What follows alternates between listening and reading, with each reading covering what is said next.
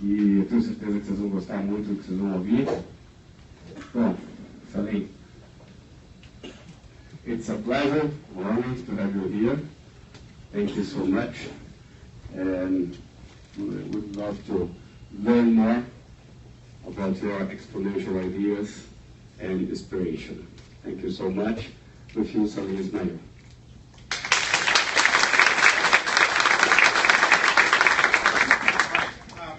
So let me ask a quick question, and sorry I have to speak English, but your English is much better than my Portuguese will ever be. So until I drink some caipirinhas, then it gets better. How many of you have heard a presentation about Singularity before? Some of you? Okay, done. All right, so I'm going to run through some of what we're seeing out in the world, but really also frame this competition and why we're looking and why we run these. It's very, very important how we think about the world. Let's see if I can get this to work. There we go. That's my White House uniform. This is a little bit more the Silicon Valley outfit here. We've been building out Singularity now for 6.5 years.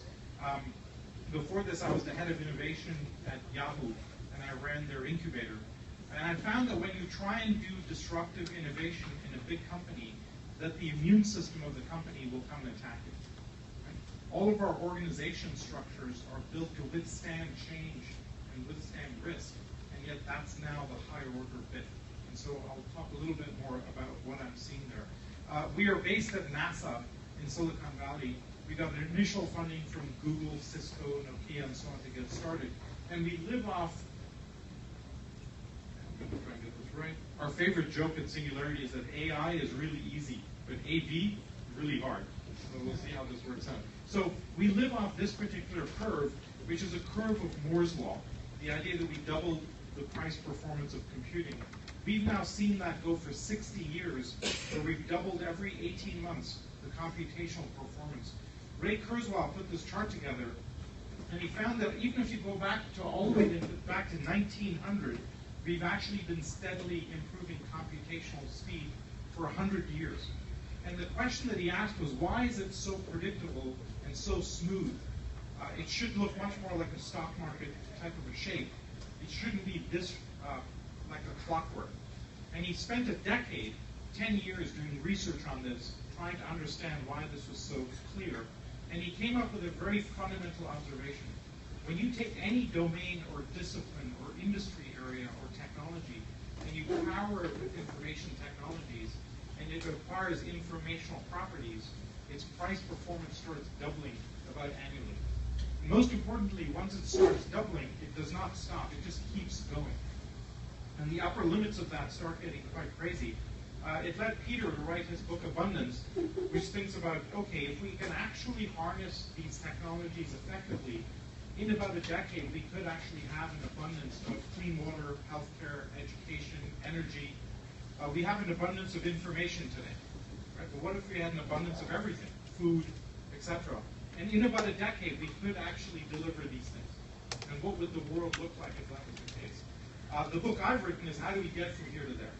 How do we organize for this new world? We are now seeing that pattern that we saw in Moore's law operate in all of these technologies. They are all going through this explosion and this pace of change, and they're doubling in their price performance. And we challenge our students and our participants. Typically in our programs, we spend half the summer or half our 1 week executive programs giving briefings on the technologies. And what we've done is brought together the world's leading experts in all of these areas. Nobel Prize winners, the leading researchers, scientists, thought leaders in the world in all of these areas. And we spend half the summer or the executive program teaching where will this go. We spend 80% of our curriculum focused on the future. Most academics think about the past. How did this model evolve? How did this equation develop? We complement traditional academics and think about where does this go. If you're a leader in the future, what happens when we get to the $100 genome? What applications become enabled? Who are the thought leaders in that space, et cetera, et cetera. And then we challenge our students and our participants, how would you leverage these technologies to solve the biggest problems in the world? And specifically, we say, go come up with an idea that would impact 1 billion people positively. You have 3 weeks, off you go. And then we launch those at the end of the summer. She's working on 3D printing of houses, right, etc.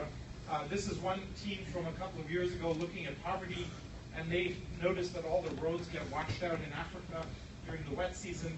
Chris Anderson is building a whole DIY community. Now 50,000 people around the world contribute to this open source drone development project.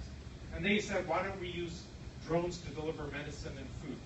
Right? Here's a live test from Haiti where they're delivering medicine to a camp. And what's interesting about these drones is today you can carry a 4-kilo package about 10 kilometers. That's the range and capacity. But the underlying technologies are moving so fast, they are doubling in their capability every 9 months. So by the end of this year, 8 kilos, by the middle of next year, 16 kilos, and that doubling just keeps going.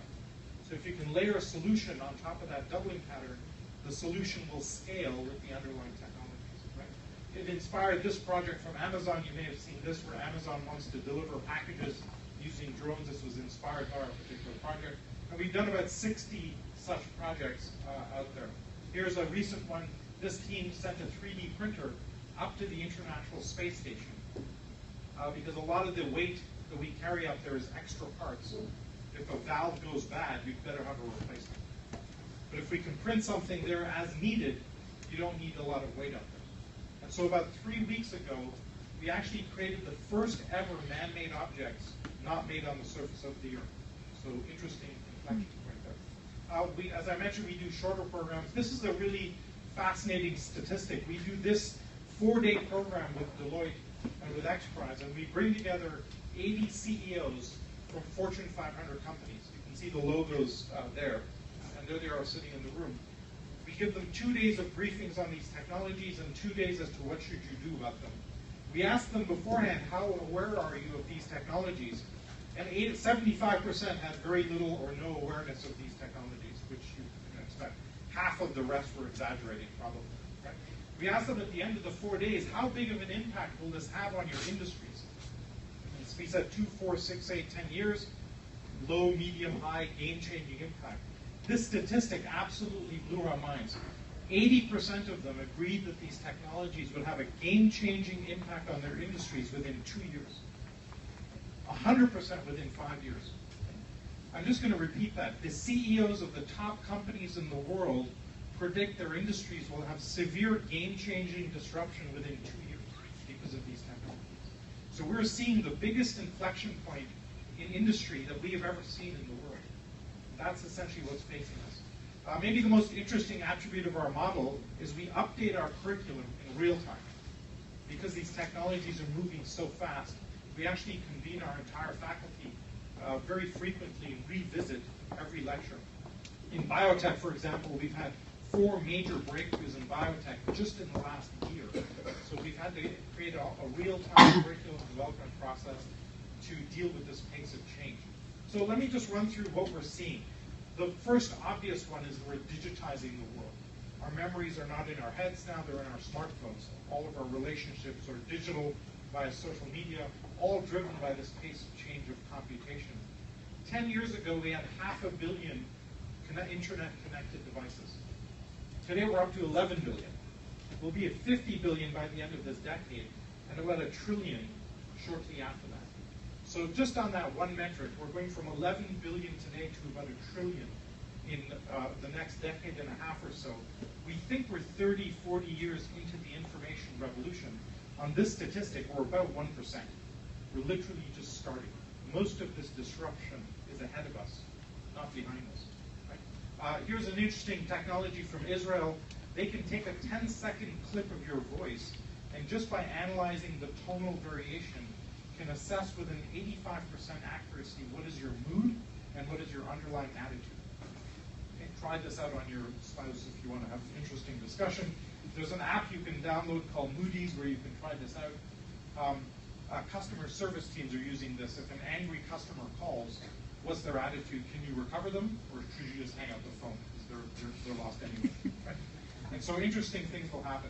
I'll make a prediction right here that with stuff like this, with cameras that record facial twitches and muscle twitches, in about 4 or 5 years, it will be impossible to lie. Okay? So marketing departments will have to be a bit careful. Politicians, like, what the hell would they do? interesting discussion. And this is something we will never have seen in society, right? So we'll have to adapt to that in a new way. We have seen that when something becomes digitized, it becomes very disruptive. And the best analogy we have for this is photography. Many of you are not old enough to remember film photography. You're operating off a material substrate, and you're operating from a scarcity model. You can only carry so much film around. It costs a couple of reais per photograph to get it takes a week to get your prints back, and so on. When you shift the substrate and you move to an information-based environment and you go to digital photography, 2 or 3 really important things happen.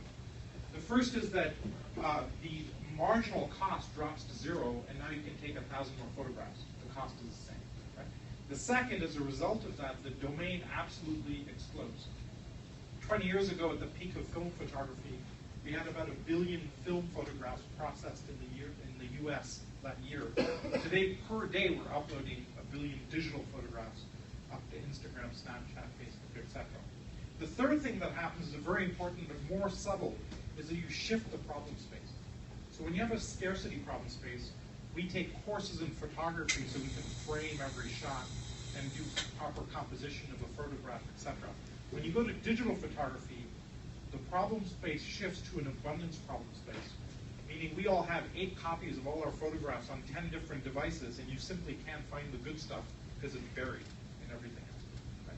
And this explosion that we've seen in photography, we are now seeing that happen across all of these technologies. 3D printing, artificial intelligence, robotics, synthetic biology, neuroscience are all going from the shift from the material world to this digital world. Now, 3D printing, you can do very fascinating things. You can make things that you cannot mold. And the really interesting thing in 3D printing is that complexity is free. That's never been true in manufacturing. A more complex object always costs more. The design, the materials, the fabrication techniques. For the first time ever, complexity is free. And that's pretty interesting. Here's a young lady who can 3D print makeup at home. So you literally pick the colors and it creates the makeup at home. You think of the supply chain in makeup with chemicals and companies and designer firms leading to big display booths, all disrupted. We know a few executives in the cosmetics business, they are freaking out about this potential. And now we're getting to 3D printers that can actually do multiple things. And this is a drone being printed. This is a drone being printed, and the electronics are being laid into the 3D printing. It's printing out the electronics and wiring at the same time that it's formulating the drone. So then you put the chip in, and you watch this at high speed. It's laying all the wiring into the drone all at one point. It all comes out as one piece. You then attach the propellers, and the drone flies away. So this came out literally last week, as terms of how fast this is moving. I'll touch on one technology to give you some sense of how fast this is moving. In biotech, 50 years ago, when we discovered the human genome, we found that life is actually information-based. You take A, T, C, and G, the 4 molecules of DNA, and in the same way in computing that we have physical computing, logic gates, software modules, and then networks, we have the same stack in biology. Proteins and genes forming metabolic pathways leading to biochemical reactions, and then organs and complex life forms. And when you learn a new language, you learn how to read, then we do comprehension, then we learn how to write. Okay? We've learned how to read DNA incredibly well. This is now moving at 5 times the pace of Moore's law. The price performance of DNA synthesis is doubling every 4 months today. Maybe the fastest moving technology we've ever seen. This inflection point was when we digitized the first human genome. It cost $3 billion to sequence the first full human genome 13 years ago. Second one was about $400 million. Third one was about $50 million. Anybody know what it is today? It's $1,000. We've gone from $3 billion 13 years ago to $1,000 today. By next year, it'll be $100. By the end of the decade, it'll cost about a penny. By 2020, it will be cheaper to sequence your genome than the water when you flush your toilet. And when you flush your toilet, it'll probably sequence everything that goes through there because it'll be an interesting thing to do. What bacteria, what viruses, etc. do you have inside you. Now we're starting to understand what all these genes do. And now we're starting to learn how to write. And when you start writing DNA, you start changing life. Right? There's a team working on recreating the woolly mammoth. They're using elephant DNA as a baseline. We're about 2 years away from this animal wandering around. It's going to be a bit confused. Its habitat will have changed quite considerably. And how do we deal with this? How do we deal with conservation? The giant panda is alive today because it looks cute. That's why it's alive. If it was ugly, we would have let it go extinct. But it happens to look cute. Now, what do we do in the future when we can store its genome and recreate it whenever we want? Do we let the habitat disappear? Huge ethical questions come up in this discussion. And the costs are democratizing so fast, there are now teams of college students that have contests to see who can have the most creative use of DNA. This team took the DNA of jellyfish, it glows in the dark, crossed it with the DNA of a cat, and you can buy this pet that glows in the dark. Okay? The cat's not very happy, it can't hide anymore. And you can see how crazy this gets. Right? And by the way, you can do this today in your bedroom. Okay? This is called BioCurious. It's an open hackerspace in Silicon Valley where we teach DNA synthesis. The girl in the middle here is 8 years old, and she's leading the class. Okay? It turns out she's really good at holding the pipette at the right angle. She knows how to run the dremelifuges. She's teaching the adults how to do it. And one of the reasons that we exist is how do you convey to that young girl the moral and ethical implications of what she's doing? When I was that age, I was playing with chemistry sets. The worst I could do was blow up the garage. She can change the life on Earth. And so it's really important that we convey and create structures that adequately get across the implications of this. You can actually today take a cigarette butt, and just by analyzing the DNA, you can recreate the face of the person that smoked it. There's a whole company that's creating mugshots for the police based on DNA found at crime scenes. And this is the inflection point that kicked all this off. Craig Venter, who sequenced the first human genome, took 1 million base pair bacteria, digitized it, modified it for his own specifications, replaced the DNA of an existing bacteria. We now have, for the first time in the history of the world, a self-replicating life form. And its parent DNA is an email bot. We will see new organisms get created because we programmed them into existence by typing ATCG a few million times. Right? The world will never be the same again. And so there's an inflection point. Here's one of our companies trying to take advantage of this. We use 70 billion farm animals a year for meat processing around the world. If the middle class grows as expected, that will almost have to double in the next 2 decades. And just that might destroy the climate. So these guys are growing a hamburger or a steak in a petri dish as opposed to cutting it out of a cow. It tastes terrible today. We've tasted it. Our joke is the taste is doubling every year. We'll see how that works out. And by the way, today they can grow perfect leather. That's their first product because it's blemish-free. And they sell it to car companies and fashion houses. And the cow is much happier. And so we'll see where this goes with this. Here's a company that just came out called the Arctic Apple. They found a single gene in an apple that when you bite into it has the apple oxidize and turn brown, right, when you bite into an apple. And they've turned it off. So with this apple, you bite into it, you leave it on the table for 4 days, it does not turn brown. Pretty wild. Pretty freaky. Right? But you can actually do this with one gene. It's very testable and very easy to test. And now we're realizing that who we are, we have 10 trillion cells in the human body, but it turns out you have 100 trillion bacteria inside your stomach. So who we are is really bags of bacteria walking around. And that's determining much of our illnesses, healthcare, etc. They're finding you can treat diabetes just by changing the population of gut bacteria. And people are getting into some very weird things here. I'll just leave you with the phrase fecal transplant, and I won't get into that if you want. Okay, I don't have time to go into all of this, but suffice it to say that all of these are going through this explosion. Let me lift up a level to some of the broader implications. How many of you are familiar with the Tricorder X Prize? So Peter has a $10 million prize for literally the Star Trek tricorder. So I walk up to somebody and I can diagnose them by doing this, like the Star Trek thing. The prize will be won, $10 million will be won when a handheld diagnostic device can beat 10 board-certified doctors in their diagnoses. Okay? So when a handheld device can outperform 10 doctors, somebody will win $10 million. 300 teams from around the world have been competing for this prize. We are down to the last 10. They expect the winner to be announced by the end of this year. So by the end of this year, we will have a diagnostic device that can beat most doctors. That will completely transform healthcare, especially in rural areas where you have a doctor per million citizens. This will be quite transformative. That's half the healthcare equation. Hypochondriacs will have a field day with this, right? We'll be testing to say how I must be wrong, I'm sure I'm sick, etc., etc. This is the leading candidate called Scanadu. That's a whole doctor's examination room in that little pillbox. We're also doing things like vertical farming, where we're drip feeding plants much more efficiently than horizontal farming. Now, California's running out of water. They will have to go to technologies like this to save the place. This is how we used to do vertical farming, by the way. This is very hard. You don't want to have to do that if you can avoid it. And maybe the most dramatic thing we're seeing is solar energy.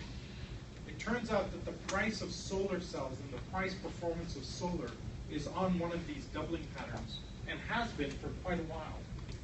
At this pace, we will hit 100% of world energy supply deliverable by solar in 25 years.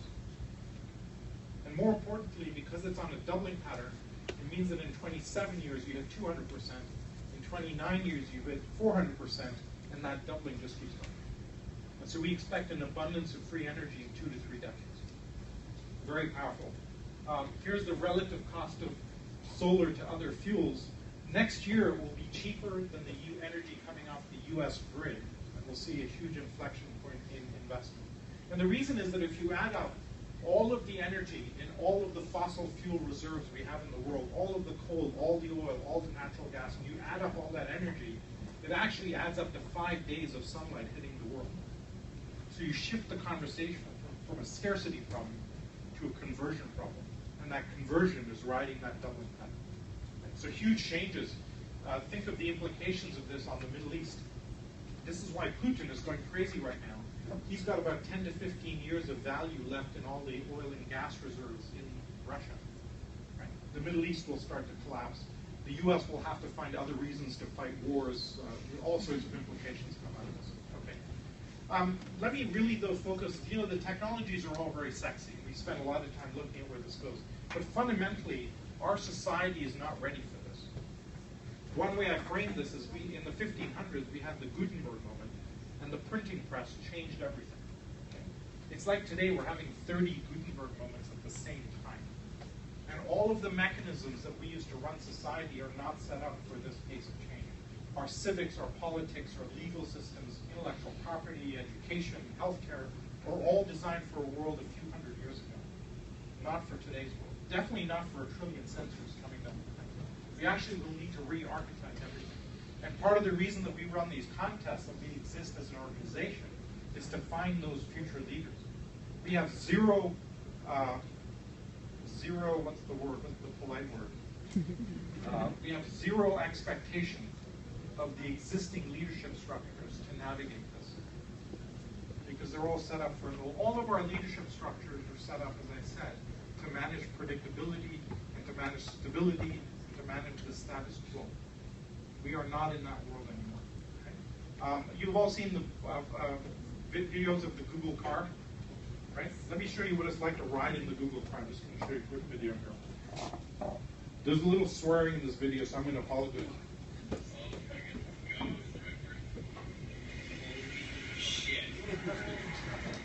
Holy shit. There's no fucking hands on that wheel. Apologies.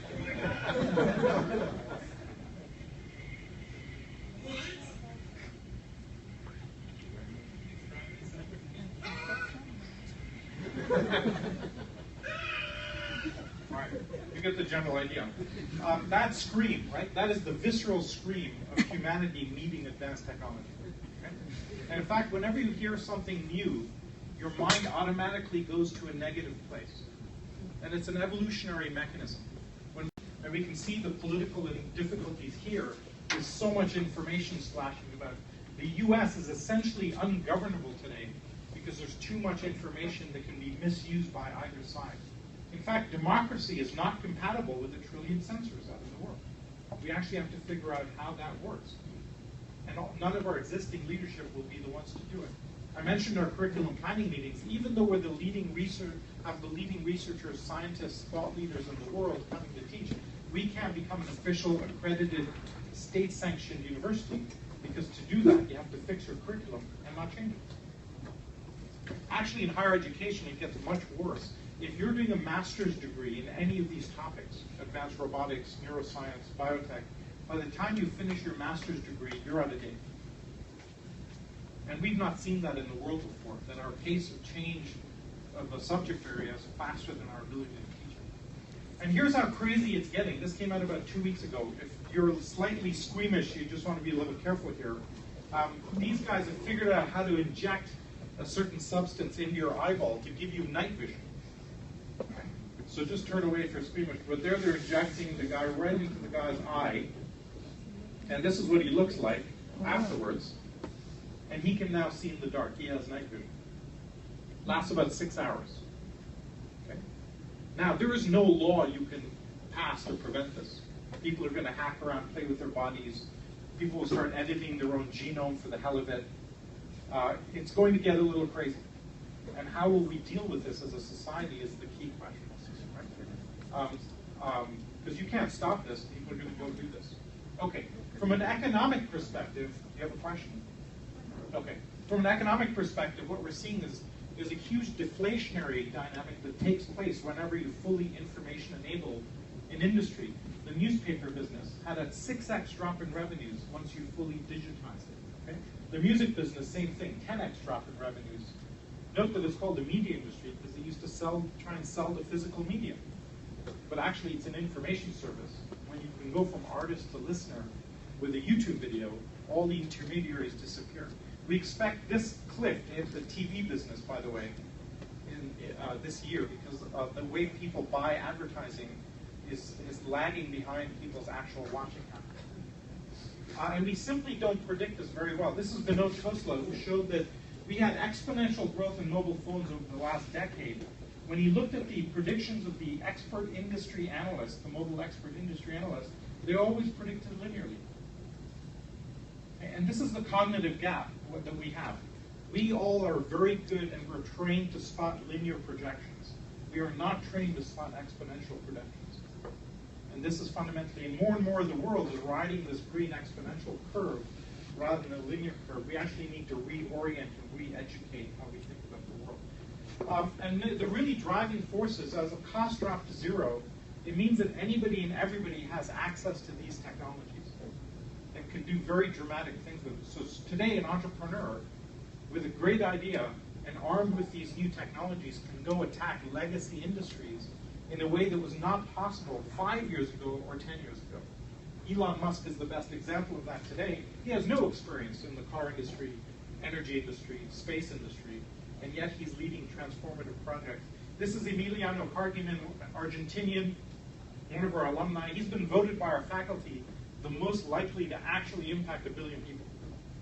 What Emiliano is doing is launching nanosatellites. They're about the size of a shoebox up into low Earth orbit. Once he has a mesh cluster of them up in space, he's going to be able to provide real-time video anywhere in the world to a 1 meter resolution. Okay? His first 3 satellites have already launched. Before doing this and before coming to Singularity, he had no experience in the space sector. And now he's doing this. And so this is what's possible and what we're going to see repeatedly again and again with entrepreneurs going and attacking legacy businesses in completely new ways. For me, Bitcoin, or more importantly, the underlying blockchain under Bitcoin, is the most disruptive thing I've ever seen in my life. I think this is going to transform society. Bitcoin has a lot of the characteristics we think about as currency, but really the magic is in the underlying blockchain, because what we've discovered here in the invention here is to have decentralized authentication. All of our authentication structures are centralized. Banking systems, voting systems, audit functions for accounting firms, et cetera, here are some of the systems that will get totally disrupted by Bitcoin. A bank is just a centralized ledger. And all it does is maintain an authenticated ledger. Then you deposited 100 reais and I deposited there. When I can have the authenticity of the transaction, I don't need the bank.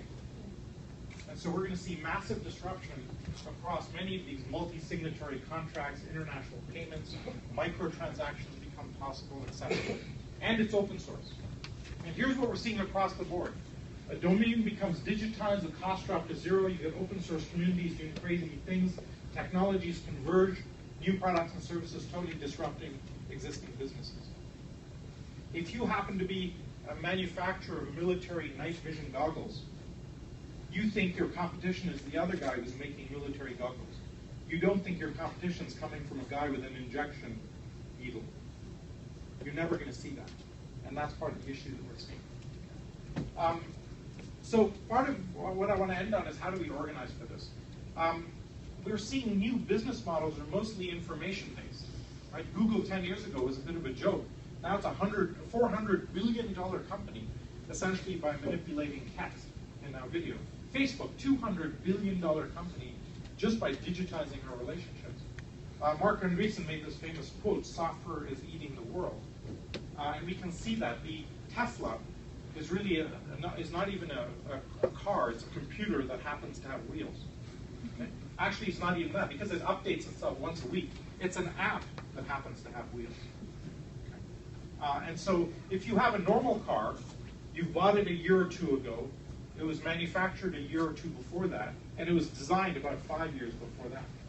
So you have you're 7 years out of date the minute you buy a new car. When the software in the car updates itself, the software that was written last week is in my car, and I can update much more frequently, which is why it's so disruptive. And we're digitizing every part of the business life cycle. And we tried to deal with this at Yahoo. The consumer internet is a very disruptive place, and we found it's very, very difficult. Now we're information enabling everything. Okay? Airbnb 2 years ago was valued at 40% of that of Hyatt hotels worldwide. Right? And people said to Peter Thiel, "You're crazy for investing in it. That's a crazy valuation for a startup." But he noticed this, the exponential growth in their room nights. Here is how Airbnb room nights have continued over the last 18 months. At this pace, by the end of this year, Airbnb will be the biggest hotel chain in the world. And they don't own any hotels. What an awesome business to be in, where you're the market leader and you have none of the legacy assets, etc. They recently had 500,000 rooms occupied in one night around the world. Uber is the same thing. In fact, in every single category where we have an asset, we're moving from ownership to access. Transportation as a service starts becoming possible.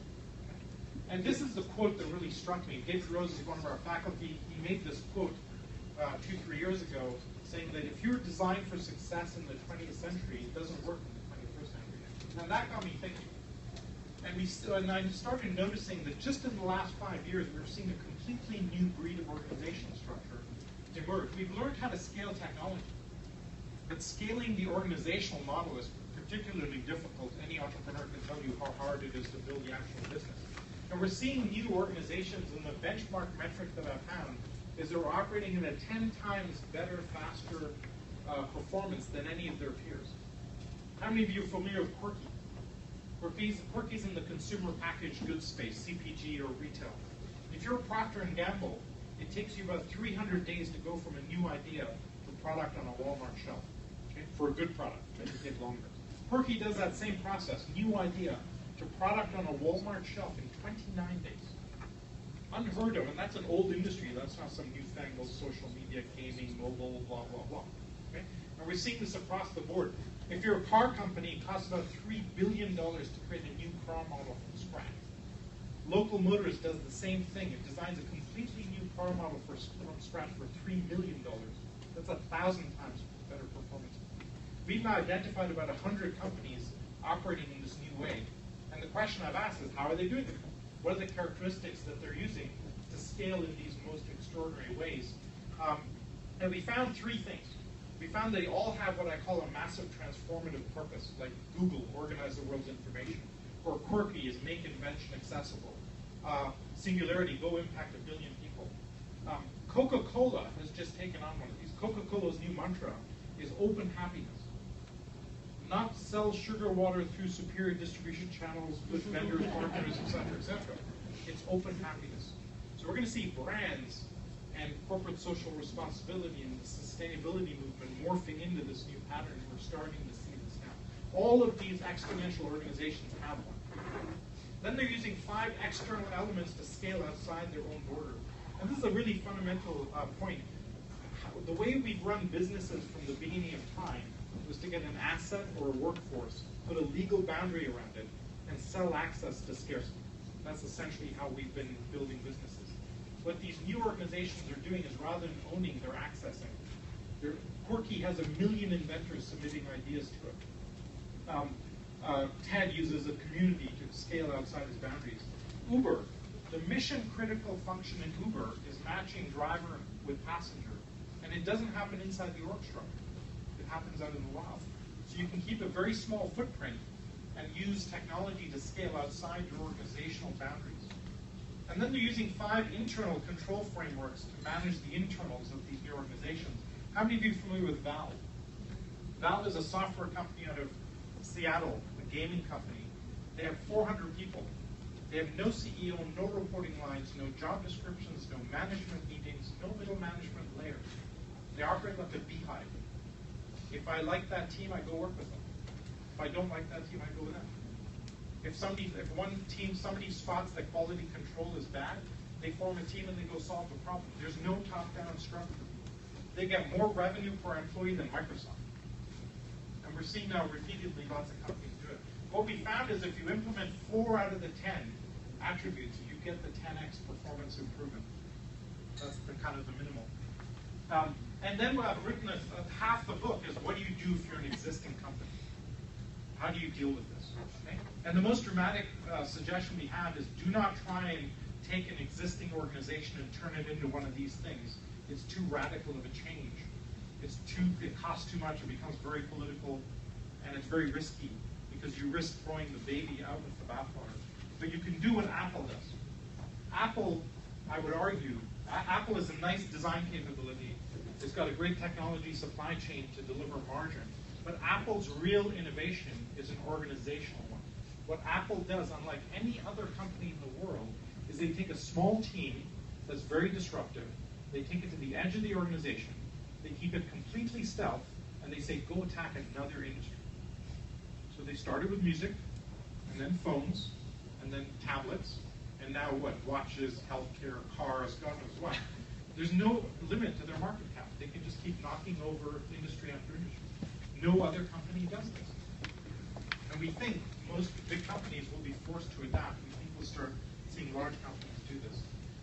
Anyway, I won't go through all of this because we want to get to the business of the day. Here is the market cap of the best, most exponential organizations from when we started writing the book to when we finished writing the book. 10 quarters, and you can see the extraordinary multiplier in the market cap. While I was writing a book, they were increasing like 20 billion of market cap while they were doing it. I should have been building one of these rather than writing the damn book. And here's the core fundamental economic basis of these new organizations. When you're running a business, you worry about managing cost of supply and cost of demand. And we try and optimize on both sides of that equation. Right? What the internet did for the first time ever, it allowed us to drop the cost of demand exponentially. Online marketing, referral marketing. If you get a viral loop, your acquisition costs go completely to zero. And that was the first time in business history that we were able to do that. What these new exponential organizations have figured out how to do is how do you drop the cost of supply exponentially. Okay? So for Airbnb, the marginal cost of adding a new room is almost zero. If you're Hyatt, you have to build a whole new hotel. For Uber, same thing. Many of you use Waze, the traffic application, right? When you join Waze, your supply and your demand. Now, when you have no cost of supply and no cost of demand, especially no cost of supply, that's the denominator in the equation, your market cap explodes. That's why we're seeing these new companies do so well. And it's real money, it's not a bubble. If you look at Uber, the taxi market in San Francisco is about 140 million a year in annual revenues across all the taxis. Uber will make $500 million in San Francisco this year. So not only have they taken out 80% of the existing taxi market, they're tripling the market size and reaching a whole bunch of people that wouldn't take taxis but will now use Uber. So very, very dramatic changes. And the question, if you're an existing business, is how do you now compete with startups that can operate with no cost of supply? And it's going to be an existential question. And so we're now talking to a lot of big companies. I'm doing a lot of board workshops, advising companies on how to deal with this. Anyway, there we go. This pace of change is not slowing down. Okay? It's actually accelerating. We had 1 billion people online in 2010. We've doubled that today. And this estimate, I think, is out of date. They're saying it's 5 billion. We think it's actually going to be 7 billion people online by 2020. We think the entire planet. The biggest marketplace in the history of the world is being created this decade. Okay? And here's what's powering it. How many of you are familiar with the Google Loon project? So Google is launching high-altitude balloons to deliver internet access anywhere in the world. This is 18 months old, this project. Okay? And the idea is if the wind is going this way, you float it down. If the wind is going that way, you float it up, and you can keep the balloon in roughly the same space. When they launched this project 18 months ago, there were 2 groups of people that said this is impossible. The first group of people were the balloon experts, who said, listen, no balloon stays up for more than 30 days. It rises, it gets really cold, the material freezes, it cracks, it comes back down. You can't do this, it will fail. We're the balloon experts, it's what we do.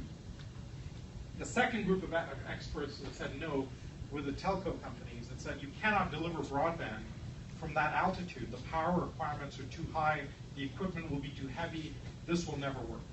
Okay? That was 18 months ago. 18 months later, the balloons are staying up for 200 days at a time. And they're delivering 40 megabits a second of broadband. So the minute you see an expert say something is impossible, go the other way. And what we're hoping to instill with this younger generation is make sure you bring new thinking to the world. And we've seen this repeatedly. This story is repeated across dozens and dozens of industries. The hope is in this generation. So I want to congratulate you all for getting to this point. It's an unbelievable feat. Don't ever stop trying. Right? How many times did you try? 3 times, right? Before you finally won. I'll end with the story of, how much time do I have left? None? I'm going to end with this one story. We have one of our faculty, Dan Berry, who's come and spoken here in Brazil. He's a space shuttle astronaut. And when he was 3 years old, he wanted to go into space. And all his friends, everybody, but he was a bit crazy. His parents had to make him wear a football helmet wherever he went. Not because he played football, but he kept jumping off things trying to fly. So after the 15th trip to the hospital, they said, you're wearing a football helmet all the time. When he became 10 years old, there was nobody else that wanted to go into space. He was kind of alone. When he was in high school, his guidance counselor said, listen, you're not going to become an astronaut. You're not tall enough, you're not good looking enough, you're not smart enough, you're never going to do this. And he kept trying. At the age of 23, they opened up applications for the space shuttle program. So he filled out the 3-inch thick application and sent it in. And a couple of months later, got back the thin envelope saying, sorry, you were not selected. At the age of 24, he did it again, 3-inch thick application. 25, 26, 27, 28. One year, he didn't get an answer back, so he called them saying, hey, did you get my application? And they said, we know who you are. Okay. Now he's an assistant professor. He's going for tenure. And the 2 ways to become an astronaut or become an engineer or become a doctor. He became an engineer and he became a doctor. Now he's 30, 31, 32. He's still getting no. Now people are saying, you're too old. You can't become that. At the age of 37, he finally gets a yes. 14 years of attempting, getting back the thin envelope, never saying no, rejecting tenure, walking away from opportunities, never saying stop. At the 14th year of trying, he becomes an astronaut. He does 3 space shuttle missions, 5 spacewalks. He holds the world record for being free-floating in space for the most hours. And so one thing I would say to you is don't ever stop. And the people who ever tell you that you should stop doing something are the people who stop doing something when they shouldn't have stopped. And so that's a really important story of persistence, and because startups succeed by never saying stop. How many of you know how many times Google asked for investment? Google and Larry and Sergey made 350 investor pitches before they were told yes. Because there was already 20 search engines out there. Now, what if they'd stopped at 340? And how many other people stopped like 2 presentations too short? If you believe in something, don't ever stop. And so that would be the message I would have for you. It's been great to be here. I really look forward to the rest of the proceedings. I can't wait for the rest of the program. Thank you for having me, and thank you both for enduring this yet again.